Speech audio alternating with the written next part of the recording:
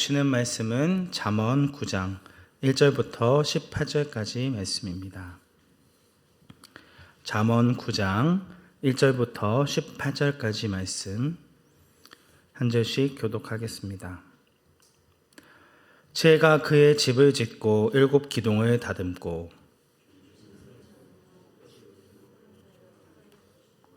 자기의 여종을 보내어 성중 높은 곳에서 불러 이르기를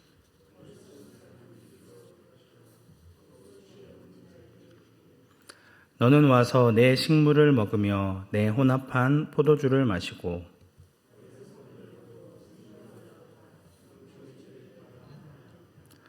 거만한 자를 징계하는 자는 도리어 능욕을 받고 악인을 책망하는 자는 도리어 흠을 잡히느니라.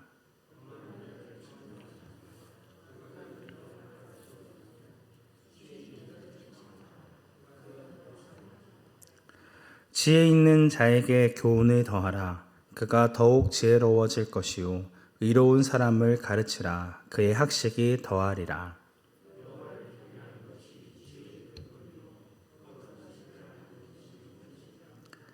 나 지혜로 말미암아 내 날이 많아질 것이요 내 생명의 해가 내게 더하리라.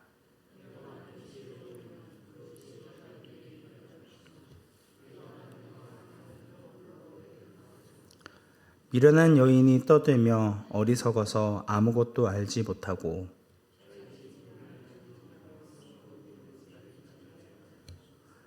자기 길을 바로 가는 행인들을 불러 이르되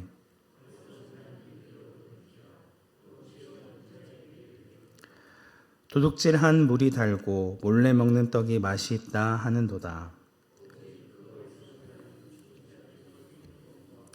그의 객들이 수월 깊은 곳에 있는 것을 알지 못하느니라. 아멘. 오늘 본문인 잠언 9장은 지난 1장부터 아버지가 아들에게 권면했던 지혜의 결론 부분이라 할 수 있습니다. 지난 7장에서는 음녀가 지혜 없는 젊은이들에게 나에게는 남편이 잠시 나가 있으니 서로 사랑하자라고 유혹하고 미혹하는 장면이 등장하고 8장에서는 지혜가 등장하여 역시나 지혜 없는 사람들에게 나의 훈계를 받으며 나를 간절히 찾고 나를 사랑하라고 이야기합니다. 서로 자신을 사랑하라고 요청하는 점에서 분명한 대조를 보이고 있습니다.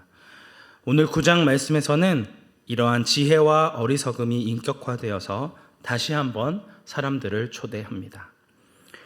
인격화된 지혜가 1절부터 6절까지 말씀에 등장하고 미련한 여인이 13절부터 18절까지에 등장합니다. 두 여인 모두 성중 높은 곳에 위치한 집에서 외치고 있으며 젊은 남자들을 음식으로 초대하고 있습니다. 특히 4절과 16절은 토시 하나 다르지 않고 똑같은 문장이 쓰여 있습니다.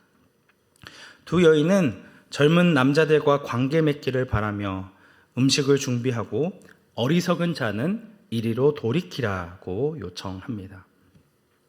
이처럼 본문은 이 두 여인을 의도적으로 비교하고 대조합니다.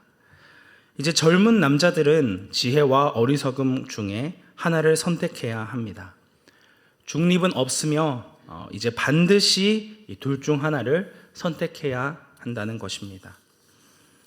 여기서 초대받은 자는 어리석은 자와 지혜 없는 자입니다.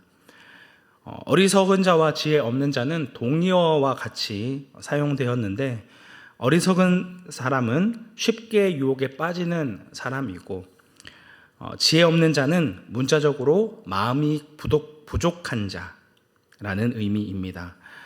곧 논리적인 체계나 생각이 없는 속마음이 궁핍한 사람입니다.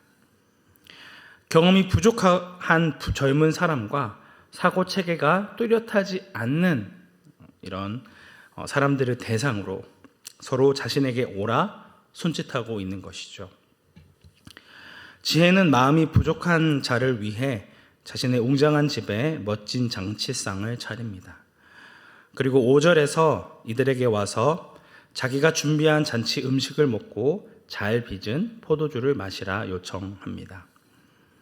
미련한 여인 역시 음식을 차리지만 그 차린 음식이 뭔가 이상합니다.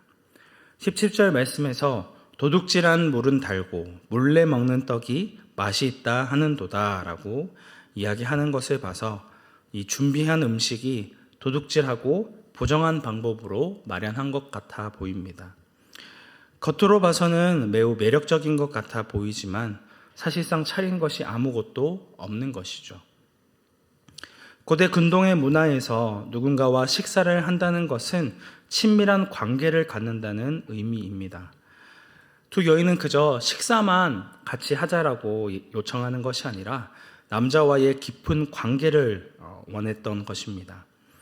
그러나 두 여인 모두와 관계를 맺는 것은 불가능하기 때문에 이들은 서로 관심을 끌려고 경쟁하고 있는 것이죠. 하지만 그 마지막 결과는 확연하게 차이가 납니다. 누구를 따라 관계를 맺느냐에 따라서 완전히 다른 결과가 주어지게 된다는 것이죠. 지혜의 초대에 응하여 그와 친밀한 관계를 얻은 자들은 6절과 11절의 말씀과 같이 생명을 얻고 명철의 길로 행하게 됩니다. 반면 겉으로 보기에 매력적으로 보이는 미련한 여인의 초대에 응해 친밀한 관계를 얻은 사람들은 18절의 말씀과 같이 자신들이 깊은 죽음의 자리에 있다는 것을 전혀 알아차리 못한 채 죽음으로 향하는 모습을 보이고 있습니다. 잠언의 저자는 우리가 누구와 친밀한 관계를 맺어야 하는지를 매우 분명하게 보여주고 있습니다. 음료의 유혹에 빠지지 말고 지혜를 가까이 하고 지혜를 붙들라는 것입니다. 그럼 구체적으로 어떻게 행하는 것이 지혜와 더욱 친밀한 관계를 맺는 것이라 할 수 있을까요? 이 해답이 7절부터 12절의 말씀에 담겨 있습니다. 7절은 거만한 사람을 이야기하며 시작하고 12절도 거만을 이야기하며 끝이 납니다. 거만한 자는 조롱하고 비웃으며 모멸감을 주는 사람을 일컫습니다.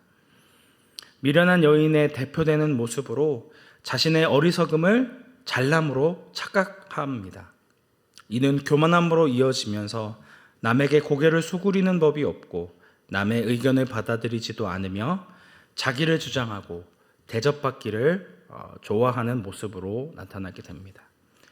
어느 누구의 말도 듣지 않고 자기 생각이나 자기 감정이나 자신의 판단만 믿으려고 합니다. 자신에게 지혜가 부족하고 하나님의 은혜가 필요하다는 사실을 인정하려 하지 않습니다. 하나님의 말씀을 들어도 자기 자신을 바꾸려고 하지 않는다는 것이죠. 왜 그럴까요? 하나님보다 자신이 더 지혜롭다 여기기 때문입니다. 이와 같은 자기 중심성은 언제부터 생기게 되었을까요? 이 열매를 따먹는 순간 눈이 밝아져 하나님과 같이 될 것이라 하와를 속인 사탄의 거짓에서부터 시작되었습니다. 그때나 지금이나 사탄은 우리를 속이고 죄를 짓는 방향으로 우리를 죽음의 길로 인도합니다. 선하신 하나님을 의심하고 아무것도 아닌 분으로 여기게 만든다는 것이죠. 그래서 거만한 사람은 다른 사람의 충고와 질책에도 눈 하나 깜짝하지 않습니다. 변하지 않습니다. 자기 자신을 바꿔야 할 어떠한 이유도 없다라고 생각하기 때문이죠. 결국 자신이 죽음을 향해 가는지도 알지 못한 채 비참한 최후를 맞게 됩니다. 그렇다면 거만한 자와 반대되는 지혜로운 자는 어떤 모습을 보이고 있습니까? 8절의 말씀과 같이 자신을 책망하는 자를 사랑하고 9절의 말씀같이 그 책망을 교훈으로 삼아 따르며 의로움의 길로 나아가고 학식을 더해 가는 모습을 보이고 있습니다. 그는 거만한 자와 다릅니다. 자신의 잘못을 인정하고 책망을 달게 받아 성장의 기회로 삼습니다. 그는 잠언 3장 11절의 말씀과 같이 여호와의 징계와 꾸지람을 싫어하지 않습니다. 여호와께서 그 사랑하시는 자를 징계하심을 믿고 알기 때문에 두렵고 떨림으로 그의 징계를 기꺼이 받아들입니다. 그러므로 지혜로운 자는 거만한 사람과는 정반대의 길을 가는 겸손한 사람입니다. 자신이 쉽게 변질될 수밖에 없는 연약한 죄인임을 깊이 인식하고 날마다 겸손한 마음으로 하나님의 지혜의 말씀에 순종하기를 원합니다. 그래서 더욱 하나님을 알아가고자 노력하고 그 말씀에 순종하려고 애쓰는 자입니다. 우리 10절 말씀 함께 합독하도록 하겠습니다. 여호와를 경외하는 것이 지혜의 근본이요 거룩하신 자를 아는 것이 명철이니라. 앞선 잠언 말씀에서 계속 반복되었던 말씀입니다. 겸손한 자는 여호와를 두려워하는 동시에 거룩한 자를 알아가기에 힘씁니다. 거룩하신 하나님 앞에 자신의 죄인됨을 고백하고 더욱 주님을 친밀히 알아가고자 겸손하게 주님 앞에 나아갑니다. 그리고 자신 역시 이 세상과 구별된 자로 살아가려 노력합니다. 그러기에 신앙의 연수가 더해지면 더해질수록 더욱 하나님을 닮아가고자 하는 열망이 커져가고 겸손하게 주님의 뜻을 구합니다. 내가 바라고 원하는 대로 이루어지지 않는다 할지라도 주님의 인도하심을 신뢰하며 주님의 때를 기다립니다. 자신의 명철을 의지하지 않고 범사의 그를 인정할 때 주님께서 그의 길을 지도하실 것을 믿기 때문입니다. 여호와를 경외함으로 겸손하게 주님의 말씀에 순종하는 것이 지혜의 근본이요 우리를 명철의 길로 인도하심을 믿는 성도님들이 되시기를 축복합니다. 마지막으로 12절 말씀은 거만과 지혜를 다시 한번 대조하며 어느 길을 선택할 것인지를 다시 한번 묻습니다. 내가 만일 지혜로우면 그 지혜가 내게 유익할 것이나 내가 만일 거만하면 너 홀로 해를 당하리라. 사랑하는 성도 여러분, 오늘 우리는 겸손함으로 주님의 지혜를 의지함으로 그가 주시는 영원한 생명의 길로 걸어가고 계십니까? 아니면 끊임없이 우리를 미혹하고 속이는 사탄 마귀의 꾀임에 속아 거만하게 내 자신의 지혜를 의지함으로 죽음의 길로 나아가고 계십니까? 날마다 주님의 지혜를 의지하고 겸손하게 주님을 바라보고 두렵고 떨림으로 주님 앞에 나아가시는 원산한교회 성도님들이 되시기를 주님의 이름으로 축복합니다. 함께 기도하겠습니다. 은혜가 충만하신 하나님 아버지, 오늘 본문에서는 지혜와 어리석은 자의 모습을 대조해서 보여주고 있습니다. 잠언에서 거듭 반복하듯이 주님을 의지하는 것이 겸손히 주님 앞에 두렵고 떨림으로 그 말씀에 순종하는 것이 지혜라는 사실을 우리가 알고 있습니다. 주님, 때때로 우리의 삶 가운데 사탄 마귀가 우리를 끊임없이 속이고 미혹한다 할지라도 그 지혜의 길을 걸어 나가는 것을 두려워하지 않게 하여 주시고 날마다 성령의 도우심을 구하며 주님 앞에 겸손히 나아가는 저희들 되어질 수 있도록 우리의 삶을 붙드시고 인도하여 주시고 함께하여 주옵소서. 우리의 유일한 구원자 되시는 예수님의 이름으로 기도드립니다. 아멘.